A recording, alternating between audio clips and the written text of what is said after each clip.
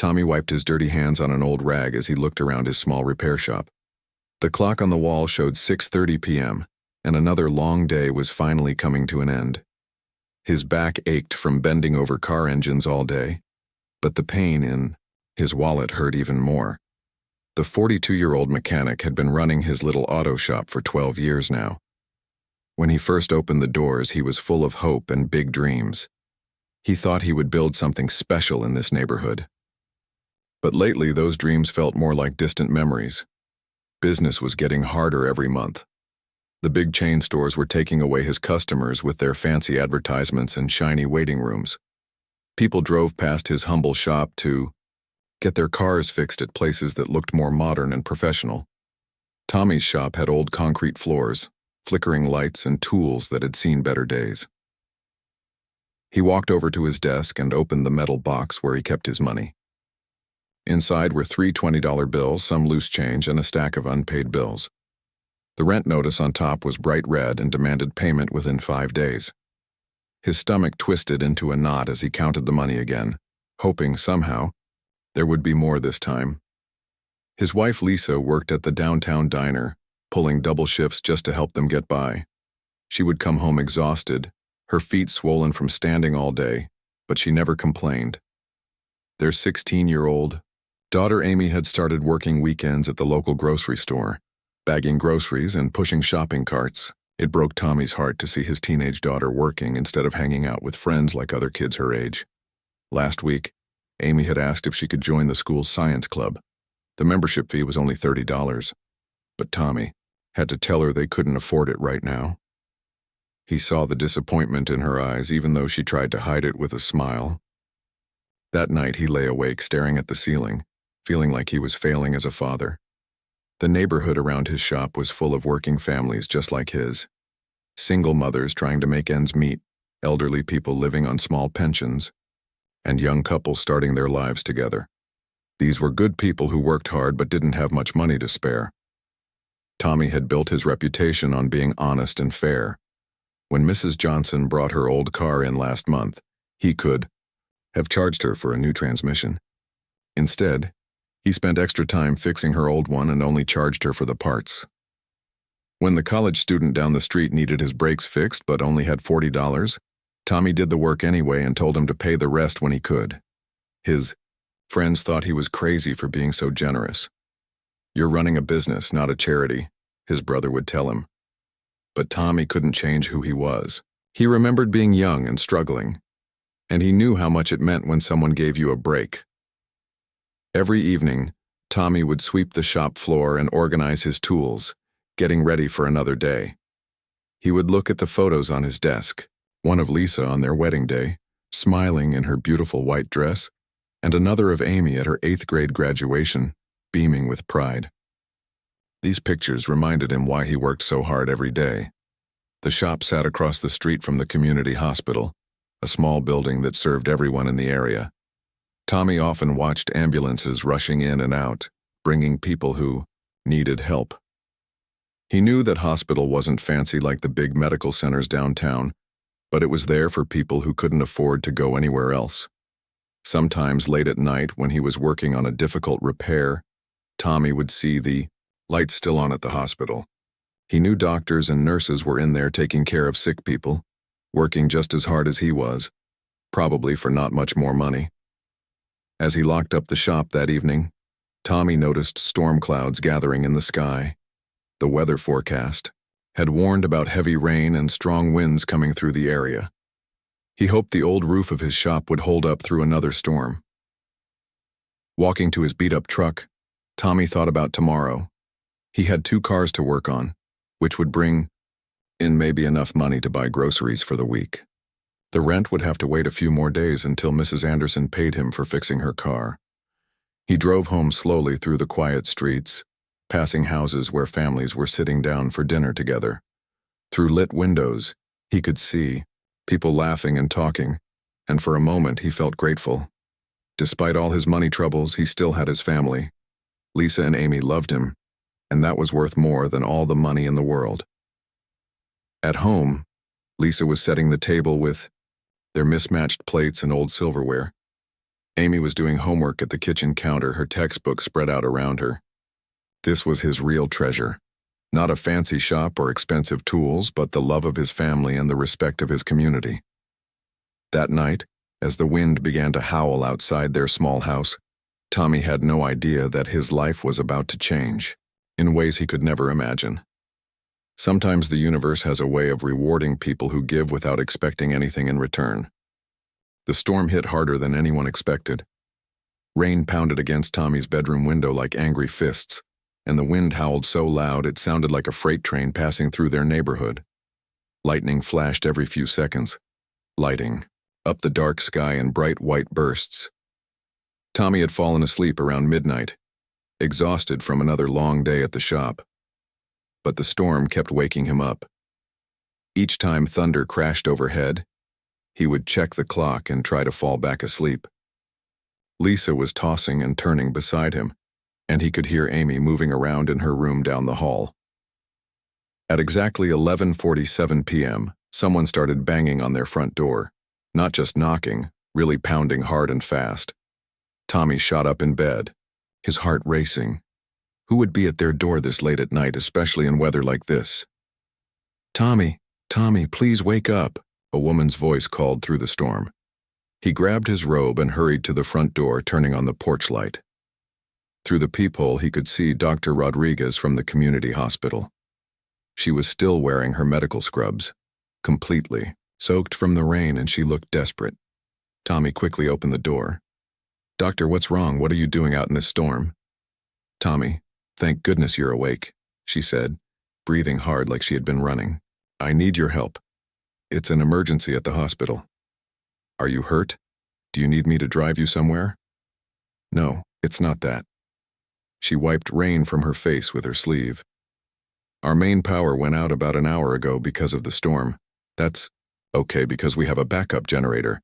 But now the generator has broken down too, and we have patients in serious trouble." Tommy's mind started racing. He knew the hospital served everyone in their area, people who couldn't afford to go to the big fancy hospitals downtown. If they lost power completely, the power company says they can't fix the main lines until the storm passes. Maybe not, until tomorrow afternoon, Dr. Rodriguez continued, and the generator repair company can't get here until then either. I saw your shop across the street and remembered that you fix engines and mechanical things. What exactly is wrong with the generator? I don't know. It was running fine, then it started making strange noises, and then it just stopped. Tommy, we have people on machines that keep them breathing. We have patients who need constant monitoring. Without power. She didn't finish the sentence, but Tommy understood. He didn't even think about it. Let me get my tools. Really? You'll come look at it? Of course, give me 2 minutes. Tommy rushed back to the bedroom and started pulling on his work clothes. Lisa sat up, rubbing her eyes. What's happening? Who was at the door? Hospital emergency. Their generator broke and people need help. He was already putting on his boots. In this storm? Tommy, it's dangerous out there. I have to try, Lisa. People's lives might depend on it. She nodded, knowing there was no point in arguing. This was who her husband was, the kind of man who would run toward trouble if someone needed help. Tommy grabbed his toolbox from the garage, threw on his rain jacket, and followed Dr. Rodriguez back into the storm. The wind was so strong he could barely walk straight, and the rain felt like ice water hitting his face. But he pushed forward, focusing on each step. The hospital was only 2 blocks away, but it felt like miles in that weather. When they finally reached the building, Tommy could see the problem immediately. Most of the windows were dark, with only a few battery-powered emergency lights glowing dimly inside. Dr. Rodriguez led him through the main entrance, and Tommy was shocked by what he saw. Nurses were manually squeezing breathing bags for patients who couldn't breathe on their own. Other staff members were holding flashlights while doctors examined patients by hand. In the corner, he could see an elderly man connected to machines that weren't working. The generator is in the basement, Dr. Rodriguez said, handing him a flashlight. I'll show you the way. They went down a narrow staircase to a concrete room that smelled like oil and metal. In the center was a large industrial generator, about the size of a small car. Tommy had never worked on anything quite this big, but an engine was an engine, right? He walked around the machine, listening carefully and checking different parts. The fuel gauge showed it had plenty of gas. He opened the control panel and saw several warning lights flashing red. Then he heard Dr. Rodriguez talking on her phone. Behind him. "Yes, I understand, but we need someone here now. I know it's dangerous, but we have patients who might not make it through the night." "No, I can't wait until morning." Tommy realized she was calling other repair companies, probably getting the same answer from everyone. He knelt down and started examining the generator more carefully. The engine wasn't getting fuel properly. He could tell by the sound it made when he tried to start it.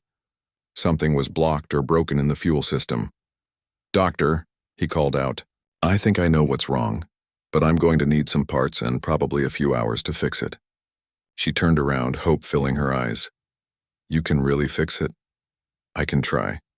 But I'll need to go back to my shop to get some things, and I'll need money to buy parts from the emergency supply store across town. Whatever you need. Just tell me what it costs." Tommy thought about the $60 in his wallet, money that was supposed to buy groceries for his family this week. He thought about the rent that was already late and the bills piling up on his desk. Then he looked up at the ceiling and imagined all those people upstairs who needed help. "Let me get started," he said, rolling up his sleeves. Tommy spent the next hour crawling around the massive generator with his flashlight, trying to figure out exactly what was wrong. The basement was cold and damp, and every few minutes thunder would shake the whole building. But he kept working, checking every wire, every connection, every part he could reach. Finally, he found the problem. The fuel injection pump had completely seized up, probably from old age and poor maintenance. Without it, the generator couldn't get the fuel it needed to run. Making matters worse, several electrical connections had corroded so badly they were barely holding together. This wasn't going to be a simple fix. He needed a new fuel pump, fresh electrical connectors, and probably some other parts he wouldn't know about until he started taking things apart. Tommy sat back on his heels and wiped sweat from his forehead, even though the basement was cold. "Any luck?" Dr. Rodriguez called down from the top of the stairs. "I found what's wrong, but it's complicated. I need to get some parts." Tommy climbed back upstairs and saw the situation had gotten worse. More patients had arrived because of accidents from the storm, and the staff was struggling to take care of everyone with just battery-powered equipment.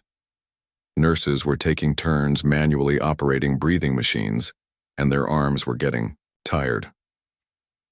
In one corner, he saw a little girl who couldn't have been more than 7 years old. She was connected to a machine that wasn't working, and her grandmother was holding her hand, whispering prayers. The sight hit Tommy like a punch to the stomach. That could be his own daughter Amy lying there. "Doctor, I need to be honest with you," Tommy said quietly. "This is going to cost money we probably don't have between us. The fuel pump alone will cost about $400, and I'll need other parts too." Dr. Rodriguez looked defeated. "The hospital barely has enough money to pay our bills each month. We serve mostly people who can't afford insurance, so we're always struggling financially." Tommy thought about his own empty wallet, his overdue rent, and his family sleeping at home. Then he looked around at all the people who needed help. He made a decision that would change everything. "I'll cover it," he said simply. "Tommy, no. I can't let you do that. You have your own family to think about." "My family is fine. These people need help right now." Tommy drove through the storm to his shop, got every tool he might need, and then headed across town to the only place open 24 hours that sold industrial parts. The night clerk looked at him like he was crazy for being out in such weather, but Tommy explained the situation, and the man helped him find everything he needed. When Tommy saw the total on the register, his heart sank. $850. That was more than he usually made in a good week. It was money that should go to rent, groceries, and Amy's school needs. But he handed over his debit card anyway, praying it wouldn't be declined. Back at the hospital, Tommy worked like a man possessed.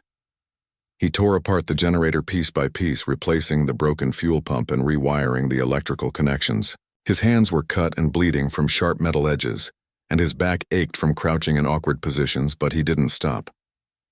Dr. Rodriguez brought him coffee every hour and asked if he needed anything. Other staff members would come downstairs to check on his progress, their faces full of hope and worry. Tommy could feel the pressure of knowing that people's lives depended on his work. Around 4 a.m., one of the nurses came running downstairs. "Doctor, we're losing Mrs. Patterson. Her oxygen levels are dropping and we can't manually ventilate her much longer." Tommy heard this and worked even faster, his hands shaking slightly as he made the final connections. He had been working for over 6 hours straight and exhaustion was setting in. But he couldn't give up now. At 5:30 in the morning, just as the first hint of dawn was showing through the basement windows, Tommy stood up and wiped his hands on his shirt. "Okay," he said to Dr. Rodriguez, who had been watching anxiously. "Let's see if this works." He walked over to the control panel and pressed the start button. For a few seconds, nothing happened. Then the generator coughed once, twice, and suddenly roared to life, the basement filled with the beautiful sound of a smoothly running engine. Upstairs, the lights flickered on. Tommy could hear cheering and crying from the floors above as medical equipment started working again. He had done it. The hospital was saved. Dr. Rodriguez threw her arms around him, tears streaming down her face. "Tommy, you did it. You actually did it."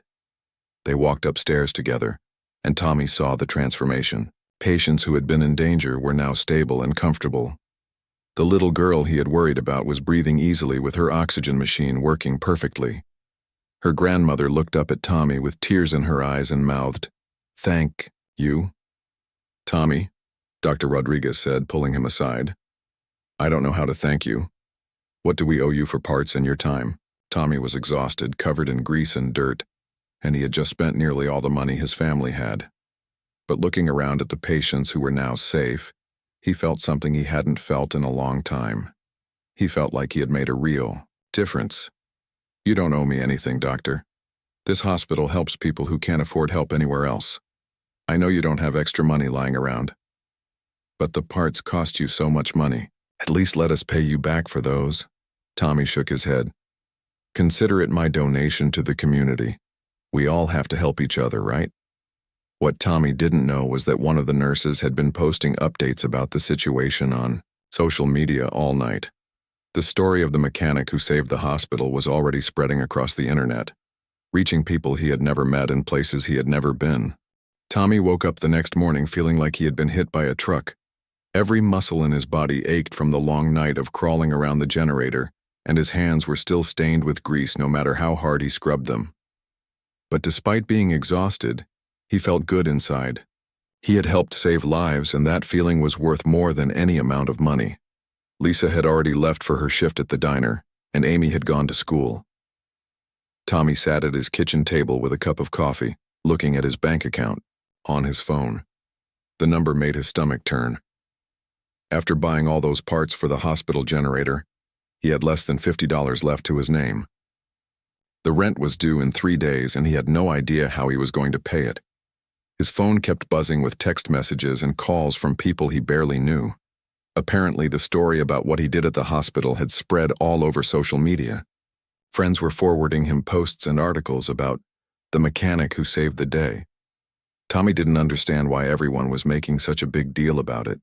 He had just done what any decent person would do. Around 10 a.m., Tommy drove to his shop to try to get some work done. He had 2 cars waiting for repairs, and he desperately needed the money those jobs would bring in. As he pulled into his parking spot, he noticed something that made him do a double take. A long black limousine was parked right in front of his humble little repair shop. The car was so shiny it looked like it had just rolled off a movie set. Tommy had never seen anything like it in his neighborhood. The fancy vehicle looked completely out of place next to his old building with its cracked windows and faded paint. Tommy sat in his truck for a moment, wondering what was going on. Maybe the limo had broken down and needed emergency repairs, but it looked perfectly fine. The engine wasn't even running. As he watched, the back door of the limousine opened and an elderly man stepped out. He was wearing an expensive-looking dark suit and moved with the confidence of someone used to being in charge.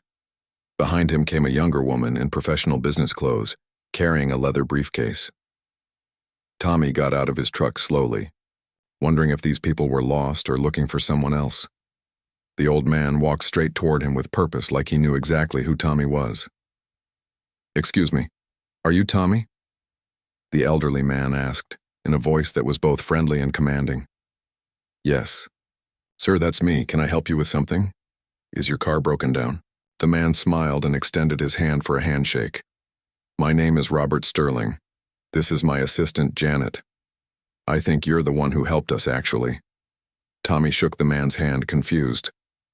"I'm sorry, sir, but I don't think we've met before. What kind of help are you talking about?"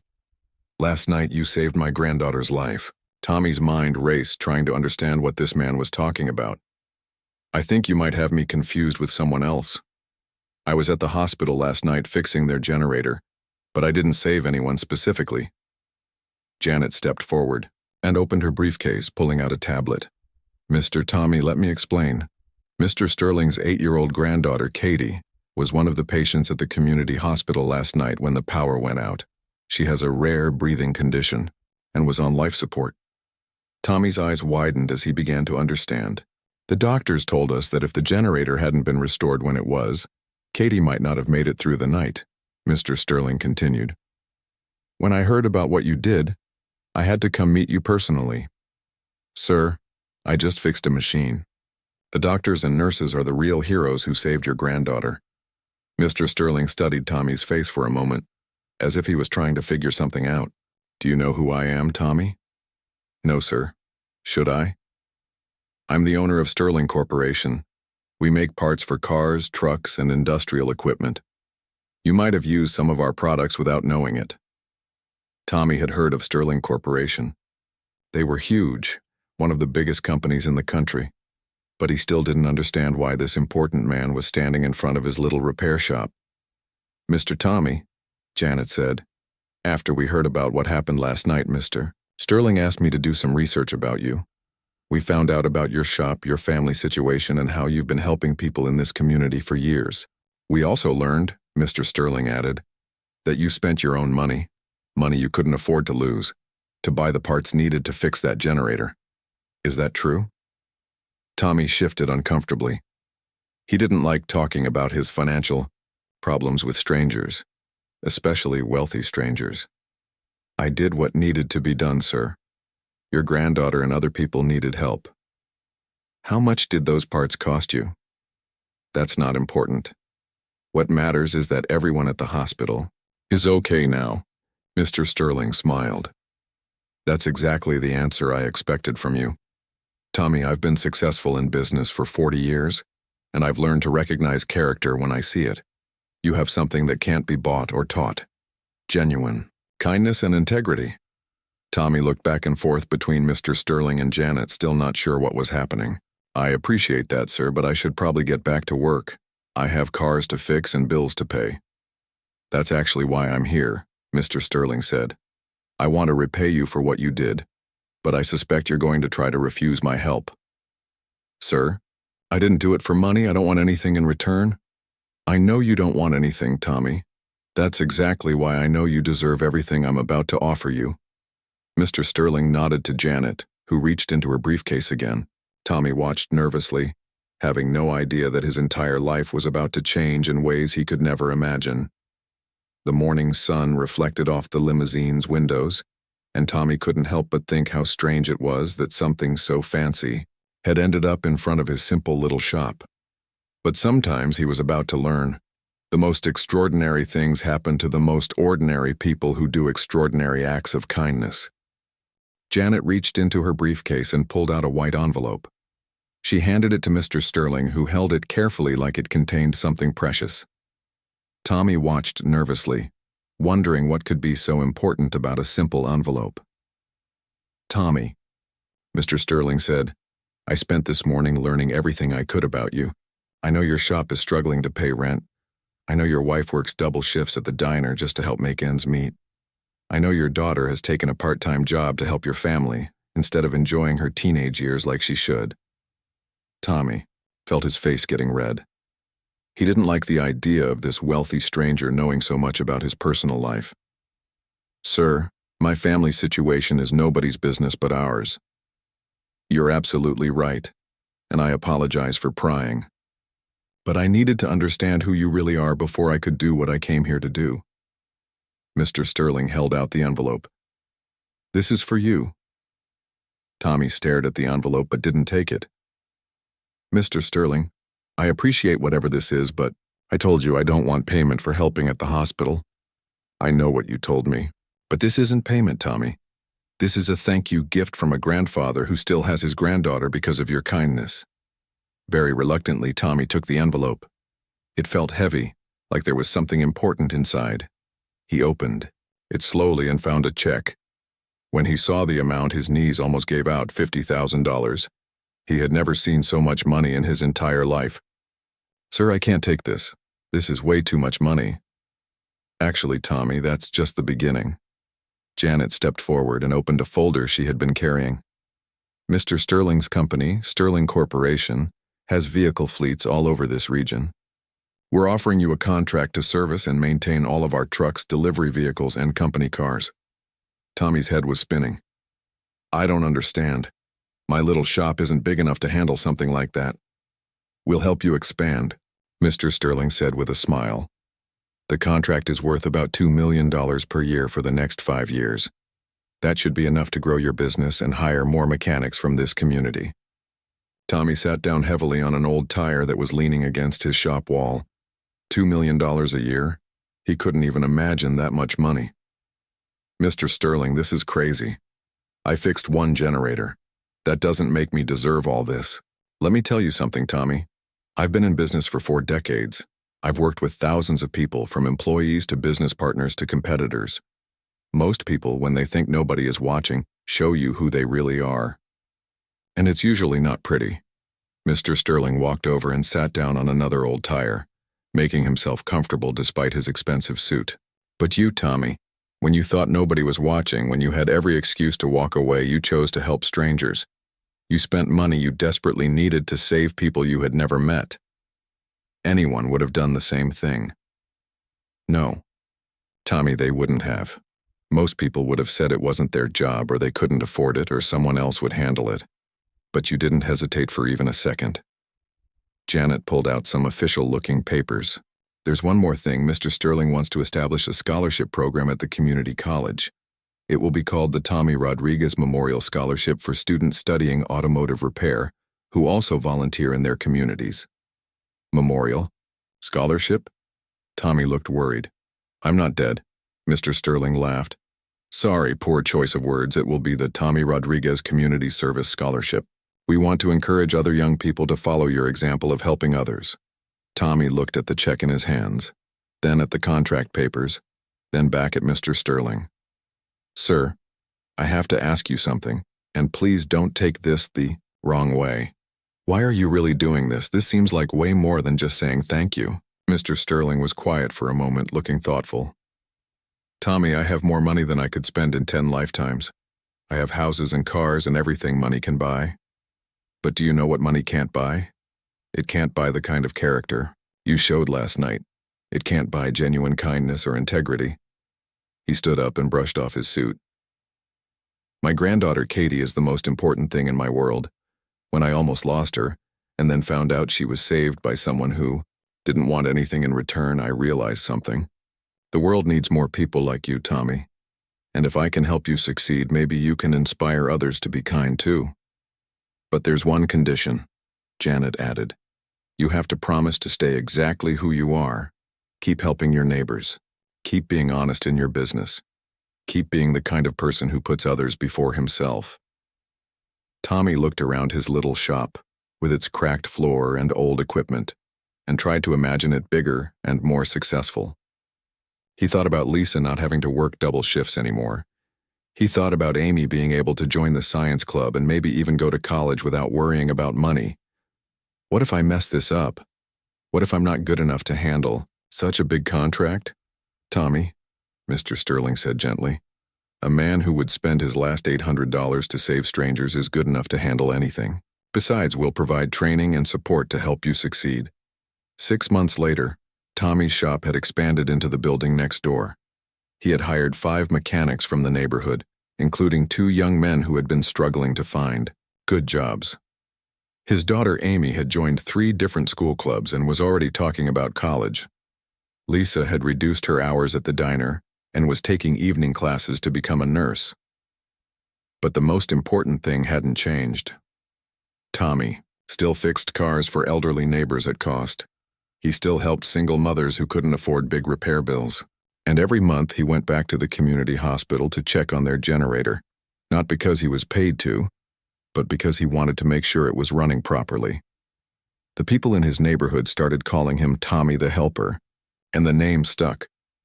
Children would wave at him when he drove by, and other business owners would ask his advice about how to give back to the community.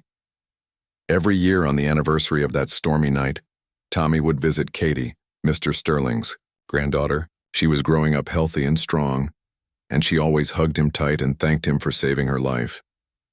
Those hugs reminded Tommy that sometimes one small act of kindness can change everything, not just for the people you help, but for yourself, too. The fancy black limousine never came back to his neighborhood, but Tommy didn't need it to. He had learned that the greatest rewards in life come not from what you receive, but from what you give when nobody is watching.